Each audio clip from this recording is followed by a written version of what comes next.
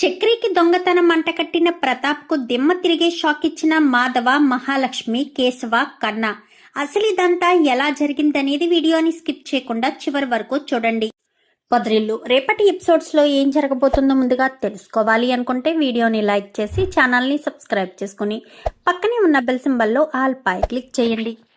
చక్రి, మహాలక్ష్మి ఇద్దరు ఒకటవ్వాలని మీరు కూడా కోరుకుంటే కామెంట్లో ఎస్ అని టైప్ చేయండి.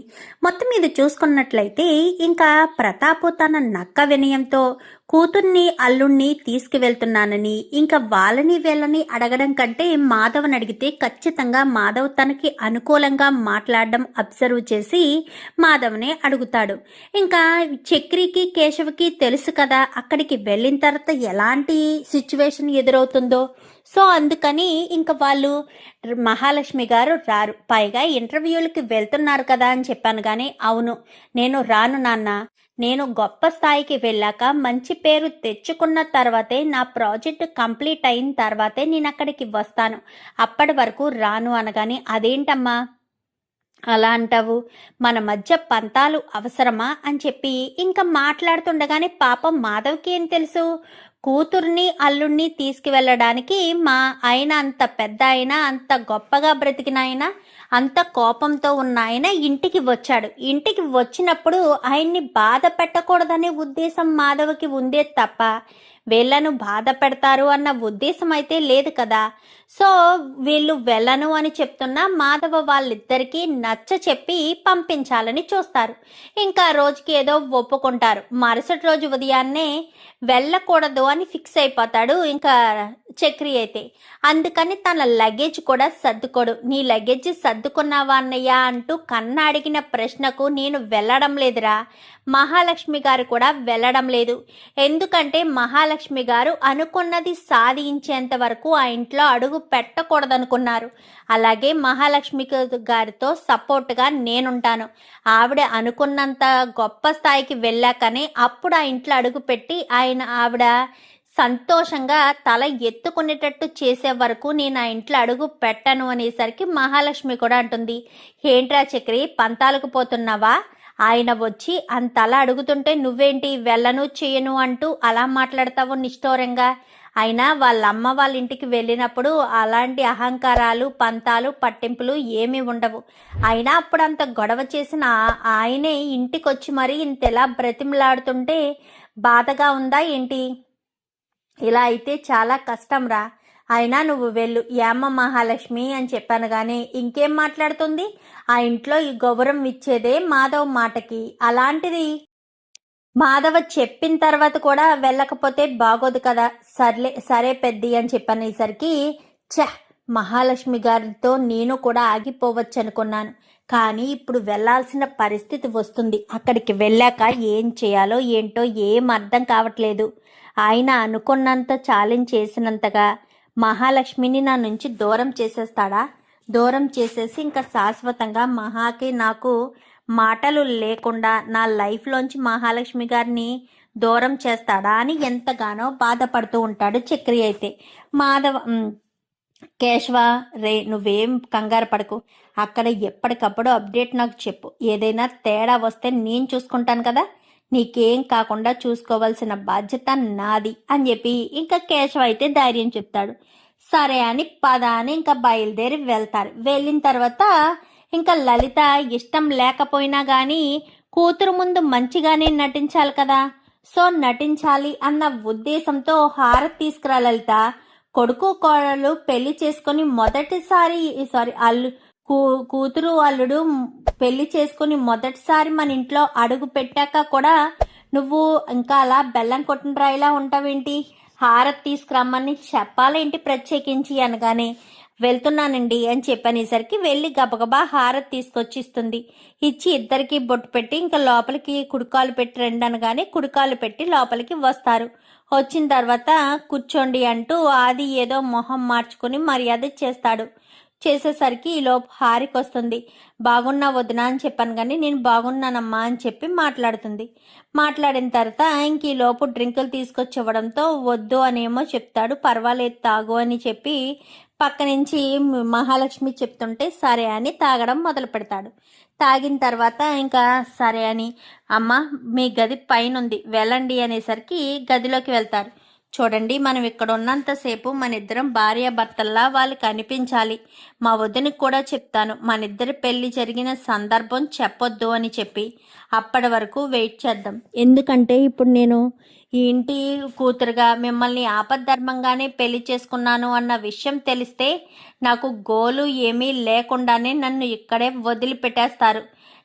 మిమ్మల్ని మాత్రమే పంపిస్తారు. నేను అనుకున్నది రీచ్ అవ్వాలంటే నేను అక్కడే మీతోనే ఉండాలి అని మహాలక్ష్మి కాస్త చెప్తుంది. సరే మీ ఇష్టం, మీరు ఎలా అంటే అలాగే అని చెప్పి ఇంకా మా చక్రి అంటాడు. ఇంకా చక్రి అలా అన్న తర్వాత ఏంటి నాన్న వాళ్ళ ఇంటికి వెళ్ళి తల దించుకుని మరీ తీసుకురావాల్సి వచ్చినట్టుంది అనగాని తప్పదురా, కొన్ని సార్లు మనం కావాల్సిన దానికోసం ఎంతకైనా దిగజారిక తప్పదు, దిగజారవలసిందే అని చెప్పనేసరికి అదే నాన్న చెప్తున్నాను, ఆ చక్రి గారిని ఎలా తప్పిస్తారు అనగానే దానికో పథకం ఆలోచించాను కానీ వెంటనే అమలు చేయకూడదు, ఒక 2 రోజులు ఆగి అమలు చేస్తాను, ఎందుకంటే వెంటనే అంటే అనుమానం వస్తుంది మహాలక్ష్మికి కూడా అని చెప్పి మాట్లాడుతూ ఇద్దరు నడుచుకుంటూ వస్తూ ఉంటారు. నడుచుకుంటూ వస్తూ ఉండేసరికి ఎదురుగా చక్రి వస్తాడు. ఏంటి నాన్న కుక్కలు సరాసరి ఇంట్లోకి వచ్చేస్తున్నాయి చిచి అంటూ మాట్లాడగానే అవును ఇప్పుడే మెట్ల దిగి వచ్చింది కుక్క అని చెప్పి చక్రి మాట్లాడతాడు. అంటే వాళ్ళకి వాళ్ళు అన్నట్టుగానే సమాధానం చెప్తారు. నువ్వు అన్న వీడిని ఇక్కడే చంపేసి పాతి పెట్టేస్తాను, వీడి జాడ కూడా తెలియదు అనగానే ఊ అనండి చంపేస్తాడు. మా ప్రాణాలు తీయడం చాలా ఈజీ కదా, కత్తితో పడవడం ప్రాణాలు తీయడం చాలా ఈజీగా ఉంటుంది తనకి అంటూ మాట్లాడేసరికి ఏంట్రా ఎక్స్ట్రా చేస్తున్నావు అని కాలర్ పట్టుకోబోతాడు. ఈలోపు పైనుంచి మహా కిందకి దిగుతూ చూసి ఆది అంటూ గట్టిగా పిలవడంతో ఇంకా ఆది కాలర్ వదిలేస్తాడు. ఏంటి నాన్న ఏంటిదంతా, నా భర్తను తీసుకొస్తే ఇలాగ అవమానిస్తారా అన్నట్టు మాట్లాడుతుంది. ఎందుకంటే అక్కడ అనుమానం రాకూడదు కదా అనగాని అది కాదమ్మా మహా అని చెప్పనేసరికి ఏదేమైనా ఈయన ఇంటల్లుడిని గౌరవించాల్సిన బాధ్యత ఎంతైనా ఉంది, ఇంటల్లుడిని గౌరవించరా ఏంటి, గౌరవించకుండానే ఇలా చేస్తారా ఏంటి అంటూ ఇంకా మాట్లాడడంతో అది కాదమ్మా మహా అని చెప్పాను కానీ నువ్వు రా చక్రి అని చెప్పి చక్రిని చేపట్టుకుని తీసుకువెళ్ళిపోతారు.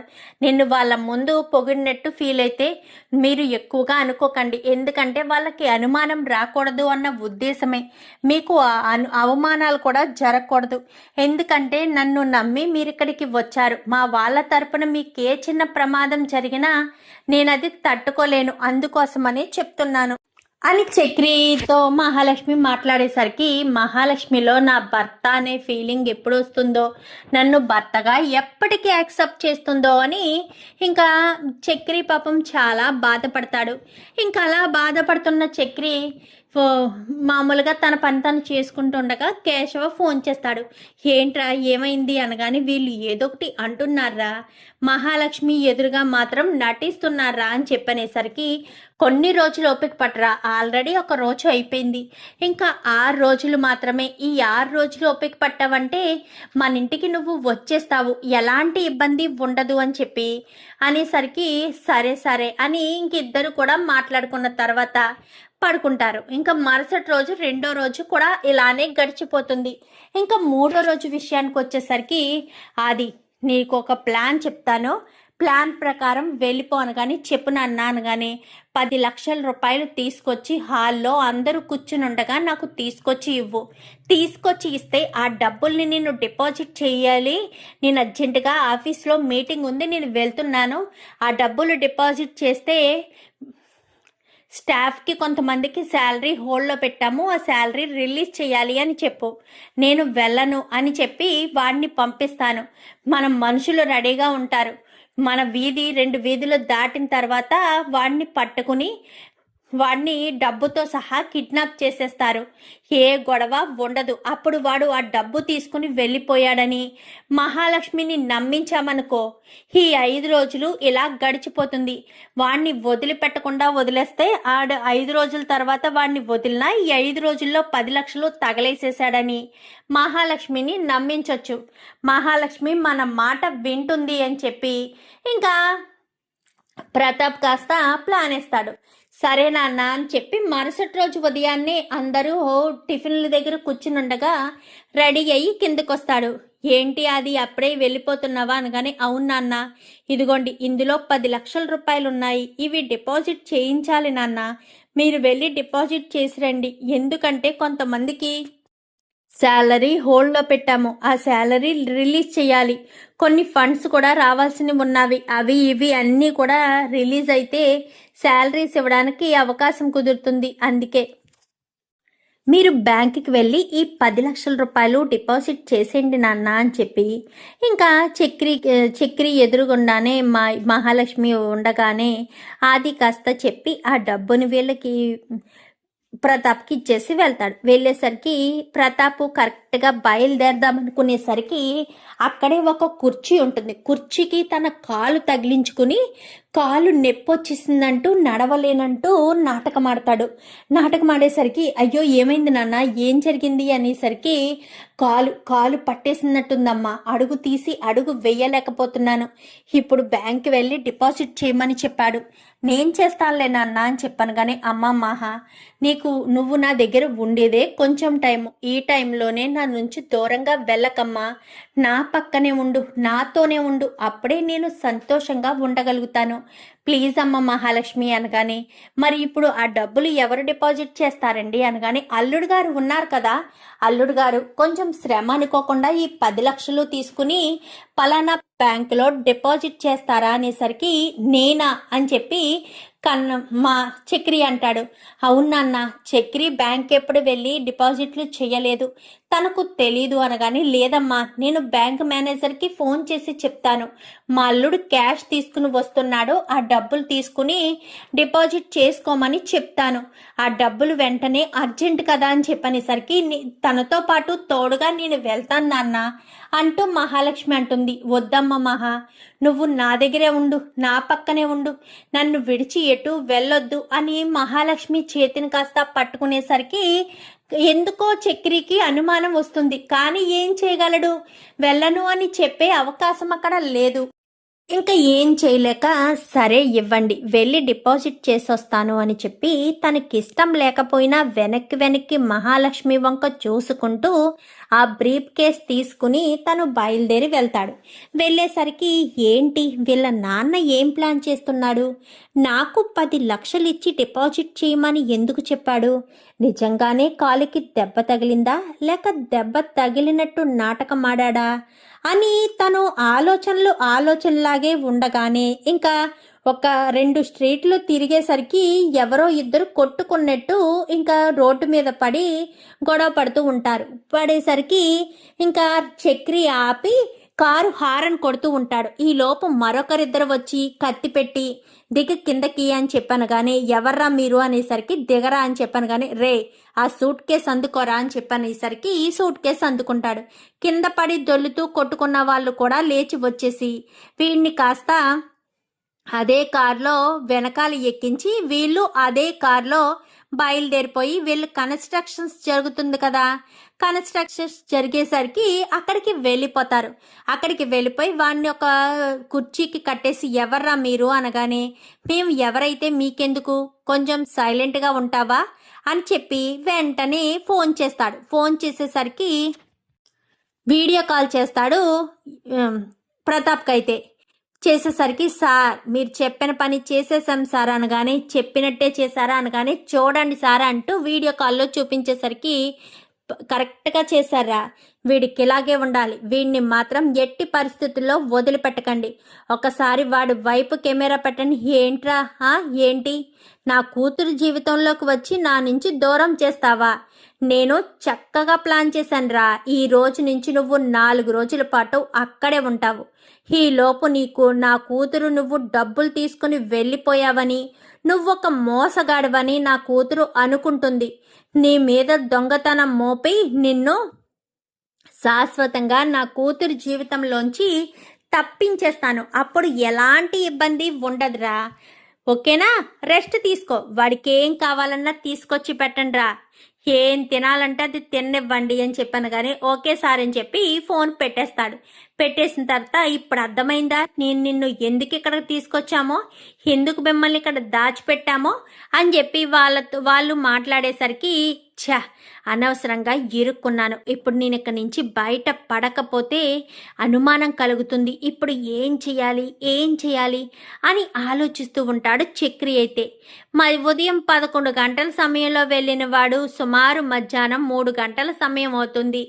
ఏంటమ్మా ఇంకా రాలేదేంటి అని అనుకుంటూ ఉండగానే డిపాజిట్ చేసి ఏదైనా పని మీద బయటికి వెళ్ళాడేమో నాన్న అని చెప్పాను. కానీ ఈ లోప అది చాలా ఫోర్స్గా ఇంటికి వచ్చేస్తాడు. ఏంటి నాన్న, చెప్పిన పని కూడా చేయడం చేత కదా, కుదరదంటే కుదరదు అని చెప్పేచ్చు కదా, నేను చేసుకునేవాడిని కదా. మీ కాలుకి దెబ్బ తగిలిందంట, హారికి చెప్పింది ఏవి నాన్న ఆ 10 లక్షల రూపాయలు అని చెప్పాను. కానీ అదేంట్రా 10 లక్షల రూపాయలు డిపాజిట్ చేయమని అల్లుడి గారికి ఇచ్చి పంపించాను కదా, ఏ డిపాజిట్ కాలేదనగానే డిపాజిటా, ఏం డిపాజిట్ నాన్న, డిపాజిట్ ఏమీ కాలేదే. అదేంటి ఉండు మేనేజర్కి ఫోన్ చేస్తాను, బ్యాంక్ మేనేజర్ కానీ వెంటనే బ్యాంక్ మేనేజర్కి ఫోన్ చేస్తాడు. సార్ చెప్పండి ప్రతాప్ గారు అని చెప్పి మేనేజర్ అంటాడు. ఈరోజు ఎవరైనా నా పేరు మీద డిపాజిట్ చేయడానికి 10 లక్షలు ఏమన్నా తీసుకొచ్చారనగానే ఈ రోజా, ఎవరూ రాలేదు సార్, అసలు అలా ఏమీ రాలేదు, మీరు వస్తాను అని ఫోన్ చేశారు కానీ ఇక్కడికి ఎవరూ రాలేదు సార్ అని చెప్పనేసరికి సరే నేను మళ్ళీ చేస్తాను అనగాని అదేంటి నాన్న 10 లక్షలు తీసుకువెళ్ళిన బావ బ్యాంకుకి తీసుకువెళ్లకుండా ఎక్కడికి వెళ్ళాడు, ఇంతకీ ఆ డబ్బులు ఎప్పుడు ఇచ్చారు అనగాని ఇప్పుడేం కాదు, ఎప్పుడో ఉదయం 10 గంటలకే తీసుకుని వెళ్ళాడు అనేసరికి అవునా, మరి 10 గంటలకు తీసుకెళ్లిన వ్యక్తి ఇక్కడి నుంచి బ్యాంకుకి వెళ్ళడానికి ఒక 15-20 మినిట్స్ పడుతుంది, మధ్యలో ఏదైనా వర్క్ ఉండాగితే పోనీ 1 అవర్ టైం పడుతుంది, అయినా అమౌంట్ చాలా అర్జెంట్ అని చెప్పాను కదా, అక్కడ శాలరీ ఇవ్వాలి అని చెప్పాను కదా, అయినా సరే అంత నిర్లక్ష్యంగా ఎలా ఉంటారు నాన్న, అసలు అలా ఎలా చేస్తారు అంటూ ఇంకా మాట్లాడుతూ ఉండేసరికి అయినా ఆ డబ్బులు తీసుకుని ఎక్కడికి వెళ్ళిపోయి ఉంటాడు అని సాయంత్రం వరకు వెయిట్ చేసి ఉంటారు. ఇంకెక్కడికి వెళ్తాడు, దొంగ బయటపడింది, ఆ 10 లక్షలు తీసుకుని వెళ్ళిపోయాడు నాన్న. చూసావా మహాలక్ష్మి, 10 లక్షలు కంటి ముందు కనిపించగానే నీ మొగుడు ఎలా డబ్బులు తీసుకుని వెళ్ళిపోయాడో చూసావు కదా అంటూ మాట్లాడడంతో ఏం మాట్లాడుతున్నావు అన్నయ్య, 10 లక్షలు తీసుకుని చక్రి వెళ్ళిపోవడం ఏంటి, చక్రి ఎప్పటికీ అలాంటి పని చెయ్యడు అని వెంటనే ఇంకా తన గదిలోకి వెళ్ళిపోయి మాధవ్కి ఫోన్ చేస్తుంది. పెద్ది అని చెప్పాను కానీ చెప్పమ్మ మహాలక్ష్మి అనగానే జరిగిన ఈ విషయం ఇది అని చెప్తూ ఉండగానే పక్కన ఉన్న కేశవ వింటాడు. అనుకున్నాను ఇలాంటిదేదో జరుగుతుందని ముందే అనుకోవడం ఏంట్రా, నీకు అసలు విషయం తెలియదన్నయ్యా అంటూ జరిగిన విషయం చెప్తాడు. ఈ విషయం నాకు ముందే చెప్తే నేను ఏదొకటి చెప్పి వాళ్ళని ఆపేవాళ్ళని కదా, నాకేం తెలుసు అన్నయ్య, నువ్వే కదా మహాలక్ష్మి అటు చక్రి ఇద్దరు వెళ్ళనంటే వెళ్ళు అంటూ పంపించేశావు, అయినా ఈ విషయాలు నాకు తెలియదు కదరా, నాకు ముందే ఈ విషయం గురించి చెప్పుంటే ఏదొకటి చెప్పి ఆపేవాణ్ణి. ఇప్పుడు ఏం చేయాలి, ముందు చక్రి ఎక్కడున్నాడో తెలుసుకోవాలి, వాడి మీద దొంగ అనే నింద పడింది, వాడు డబ్బు కోసం కక్కుర్తి పడేవాడు కాదు, నిజానికి వాడిని ఏదో చేశారన్నయ్య, ఏదో చేసి కావాలని ఇలా ప్లాన్ చేశారు, క్లియర్గా తెలిసిపోతుంది కదా, వెళ్ళిన 2 రోజులకే ఇలా జరిగింది అంటే చక్రికి ఏ డబ్బు కోసం ఆశపడతాడా, మహాలక్ష్మి కోసం ఏమన్నా చేస్తాడేమో తప్ప డబ్బు కోసం ఆశపడే మనిషి కాదు, వాడు పిసినుగొట్టోడే, కానీ వేరే వాళ్ళ డబ్బు ఆశపడి వాడు ఖర్చు పెట్టుకోవాలని ఎక్కడికో చెయ్యాలని ఏమీ అనుకోడవాడు అని చెప్పి ఇంకా కేశవ్ అంటాడు. అవును పద ముందు వెతుకుదామని ముగ్గురు కూడా బయలుదేరేసరికి ఇంకా వెళ్తారు. ఎంత వెళ్ళినా కానీ ఎక్కడ కనిపించకపోవడంతో ఇప్పుడు వాడిని ఎక్కడ వెతకాలన్నయ్యా అని చెప్పాను. కానీ నాకెందుకో మనం ఆ పిల్లకోడిని దాచిన ప్లేస్లోనే దాచిపెట్టారేమోనని నా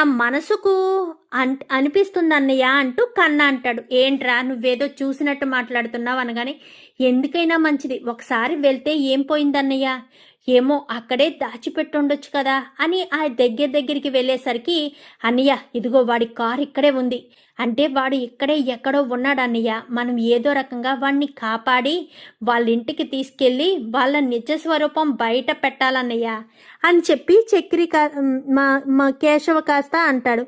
అనేసరికి ముగ్గురు కూడా ఎవ్వరికి కనిపించకుండా ఏ ఫ్లోర్లో అయితే చక్రిని చైర్కి కట్టేశారో ఆ ఫ్లోర్ వరకు వెళ్ళిపోయేసరికి వాళ్ళ మాటలు వింటూ ఉంటారు. ఒరే కన్నా చాటుగా వెళ్ళి చూడరా అనగానే చాటుగా వెళ్ళి చూసేసరికి అక్కడ కనిపిస్తూ ఉంటారు. కనిపిస్తుండేసరికి అవునన్నా ఇక్కడే ఉన్నారనగానే ముగ్గురు 3 కర్రలు తీసుకుని ఒకేసారి అటాక్ చేస్తారు. అటాక్ చేసేసరికి అక్కడ 4 మనుషులు మాత్రమే కదా ఉన్నారు. అటాక్ చేయడంతో ఇంకా 4 కూడా కొడతాడు. కేశవ కొంచెం బలంగా ఉంటాడు కదా, కేశవ కొంచెం గట్టిగా కొట్టేసరికి ఇంకా అక్కడ వాళ్ళంతా కూడా పడిపోతారు. పడిపోయేసరికి ఈలోపు మళ్ళీ ప్రతాప్ ఫోన్ చేస్తాడు. వాడి గొంతును వాడినే తవ్వుకున్నట్టుగా ప్రతాప్ ఫోన్ చేసి ఏం చేస్తున్నారా అంటూ అవతల వాళ్ళు ఫోన్ లిఫ్ట్ చేసింది ఎవరు అన్న విషయం కూడా పట్టించుకోకుండా మాట్లాడేసరికి ఇంకా ఫోన్ కట్ చేసేస్తాడు. కట్ చేసేసి ఇంకా అంటే మాట్లాడింది కొంచెం కూడా రికార్డ్ చేసి అందులో ఒకడిని తీసుకుని సరాసరి అదే కారులో అందరు కూడా వచ్చేస్తారు. ఆడిని కాస్త తీసుకొచ్చి ఒక్క నెట్టడంతో అమ్మ మహాలక్ష్మి అని చెప్పాను కానీ పెద్ది చక్రి అనేసరికి కేశవ అని చెప్పాను కానీ చక్రిని తీసుకుని వస్తాడు. అప్పటికే చక్రిని కొట్టేసి ఉంటారు. ఎందుకంటే వాడు మాటలనేసరికి అలాగేలాగనగానే కొడతారు. కొట్టడంతో వాడిని తీసుకురావడానికి చాలా కష్టపడుతూ లోపలికి తీసుకొస్తాడు కేశవ.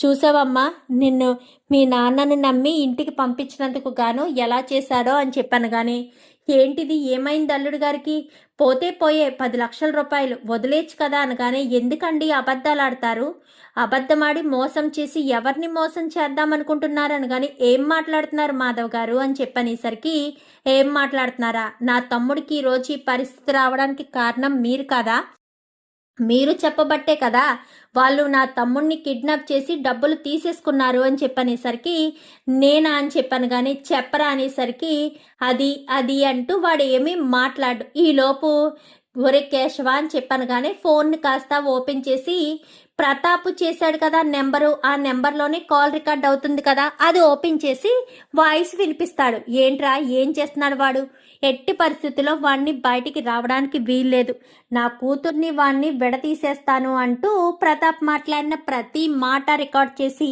అక్కడ వినిపించడంతో ఏంటి నాన్న ఏంటిదంతా అంటే చక్రిని నన్ను దూరం చేయడం కోసమే మీరు ఇంటికి తీసుకొచ్చారా, ఎప్పుడు లేని నా మీద ఇంత ప్రేమ చూపిస్తూ ఇంత కోపం ఉన్న మీరు ఇంత తగ్గి మరీ అక్కడ దాకా వచ్చి నన్ను ఇంటికి తీసుకొచ్చినప్పుడే నేను అబ్జర్వ్ చేయాల్సింది నాన్న, అప్పటికీ చక్రి వద్దు అని చెప్తూనే ఉన్నాడు, అయినా సరే పెద్ది చెప్పాడు కదా అని ఇంకా మేము బలవంతంగా బయలుదేరాల్సిన పరిస్థితి వచ్చింది, దానికి ఈ రకంగా చేస్తారని అస్సలు అనుకోలేదు నాన్న, ఇంత మోసం చేశారా, ఇంత దారుణంగా చక్రిని పట్టుకుని కొడతారా, పద పెద్ది ఇక్కడ ఉండడం అంత మంచిది కాదు, అమ్మ మహాలక్ష్మి అనగానే నేను ఇంటికి రావడం ఇదే చివరిసారి కావచ్చు, ఇంకెప్పుడు నేను ఇంట్లో అడుగు పెట్టను, మీరు నన్ను నమ్మించి మోసం చేశారు, వాళ్ళు నన్ను ఎంత ప్రేమగా చూసుకున్నారో తెలుసా, ఆ ఇంట్లో నేను ఒక్క పని కూడా చేయలేదు, ఆ ఇల్లు ఇరుకేమో కానీ వాళ్ళ మనసులు ఇరుకు కాదు, వాళ్ళ మనసులు చాలా విశాలమైనవి, ఎంతో ప్రేమ చూపించారు నా మీద, అలాంటిది మీరు ఈ ఇంటికి తీసుకొచ్చి ఈ రకంగా కృతజ్ఞత బాగా తీర్చుకున్నారు నాన్న, చాలా బాగా తీర్చుకున్నారు అంటూ మహాలక్ష్మి కాస్త మాట్లాడేసరికి అమ్మ మహా అని చెప్పాను కానీ ఇంకేం వద్దు నాన్న, వెళ్తున్నాము, దయచేసి మళ్ళీ మీరు మారి మా ఇంటికి వచ్చినా నేను నమ్మను, అర్థమవుతుందా, వచ్చి మీ టైంను వృధా చేసుకోకండి, నేను వెళ్తున్నాను అంటూ మహాలక్ష్మి కాస్త చెప్పి ఇంకా అక్కడి నుంచి బయలుదేరిపోతారు. ఇంకా చక్రి చాలా బాధపడతాడు. మహాలక్ష్మి చక్రిని ఆ దెబ్బలు తగ్గేంత వరకు చక్రికి కొంచెం దగ్గరగానే ఉంటుంది. చూద్దాం మరి రాబోయే ఎపిసోడ్స్లో ఇలాగే జరగాలని మీరు కూడా కోరుకుంటే వీడియో నచ్చితే లైక్ చేసి ఛానల్ని సబ్స్క్రైబ్ చేసుకోండి. Thank you for watching.